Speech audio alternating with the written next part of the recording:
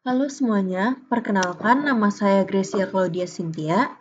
Dalam video ini kita akan membahas berbagai jenis disabilitas atau gangguan perkembangan yang sering ditemui dalam konteks pendidikan dan kehidupan sehari-hari. Kita akan mempelajari definisi, karakteristik, serta hambatan yang dialami oleh individu dengan kondisi seperti ADHD, gangguan spektrum autism, disabilitas intelektual, dan masih banyak lagi.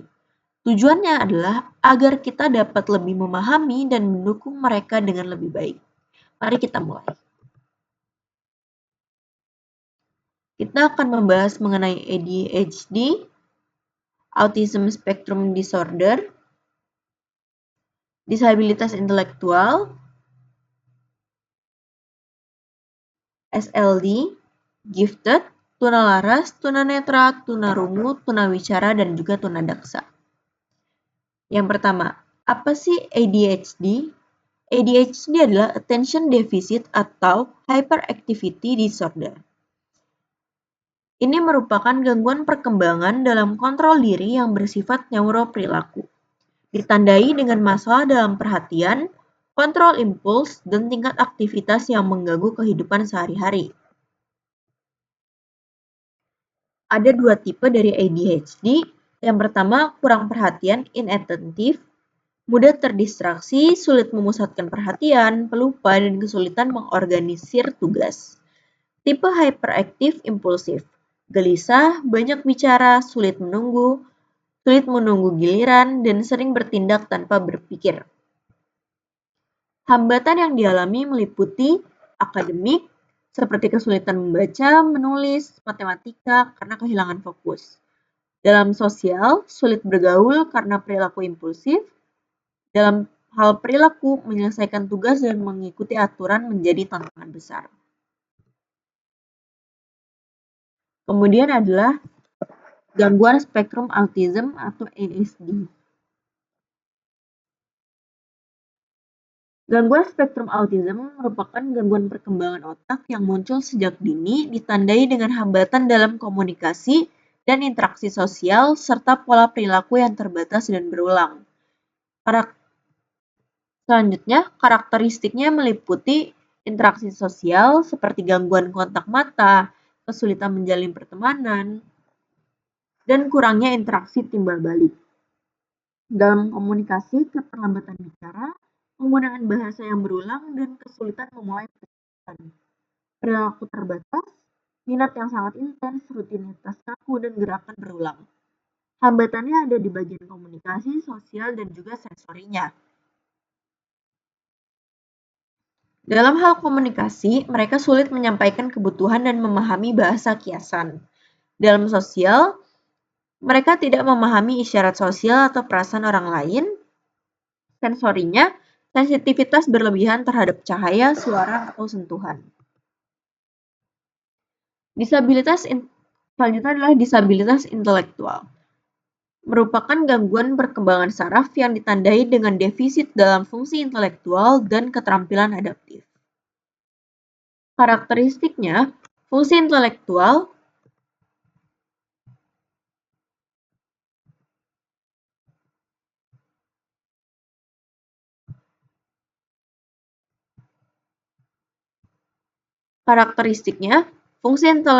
di bawah rata-rata, terbatas dalam penalaran dan pemecahan masalah.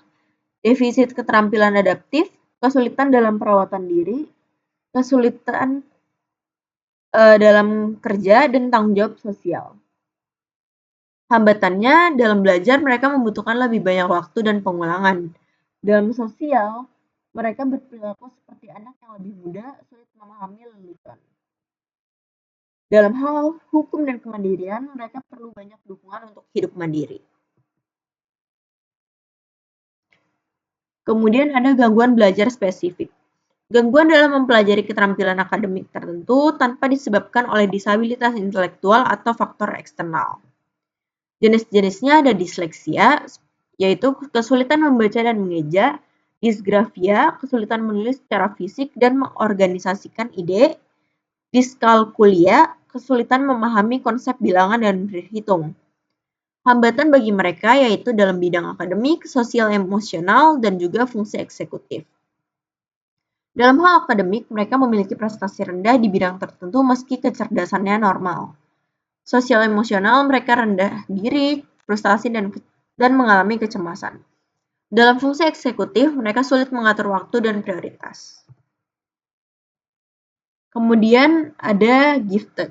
Gifted merujuk pada individu dengan kemampuan luar biasa yang membutuhkan program pendidikan khusus di luar kurikulum reguler. Karakteristiknya, mereka yang memiliki rasa ingin tahu besar, cepat belajar, dan berpikir abstrak. Dalam hal kreativitas, mereka orisinal dalam berpikir dan memiliki humor yang baik. Dalam motivasi, mereka tekun dan berkomitmen tinggi pada minatnya. Hambatannya, mereka mudah merasa bosan karena kurang tertantang di sekolah yang reguler. Mereka juga mengalami isolasi sosial, sulit menemukan teman sepemikiran. Tekanan, perfeksionis dan tuntutan berprestasi dapat memicu stres. Disabilitas selanjutnya ada disabilitas tunanetra. Tunanetra adalah kondisi keterbatasan penglihatan meski telah dikoreksi dengan alat bantu. Karakteristiknya bergantung pada indera pendengaran dan peraba, menggunakan braille atau huruf besar untuk akses informasi.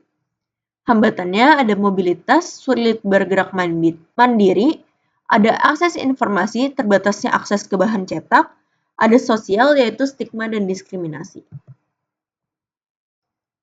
Selanjutnya adalah tunarungu atau gangguan pendengaran yang dikategorikan menjadi tuli atau deaf dan kurang mendengar hard of hearing.